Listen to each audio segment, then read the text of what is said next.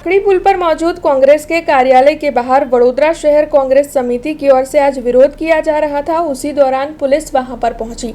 तब इस मामले में पुलिस की दोहरी नीति का ही विरोध वडोदरा शहर कांग्रेस समिति की ओर से दर्शाया गया।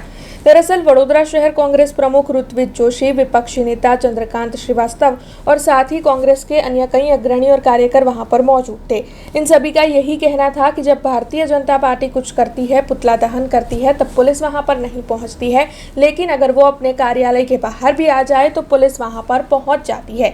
ये कहते हुए पुलिस की दोहरी नीति के खिलाफ वडोदरा शहर कांग्रेस समिति ने नारेबाजी की, विरोध जताया और साथ ही नेशनल हेराल्ड केस में जो सोनिया गांधी और राहुल गांधी के खिलाफ चार्जशीट दाखिल हुई है, इस मामले में उनकी ओर से रोष जताते हुए सोनिया गांधी और राहुल गांधी को समर्थन दिया गया। આ લોકો બહાર નીકળી એટલે તરત પોલીસ પકડી લે અને એ લોકો રોડ આખો ચોકઅપ કરી દે અને અમારા નેતાઓ માટે પૂતળું અળગાવે, તેમના માટે કોઈ કાયદો નથી, બેવડી નીતિ છે।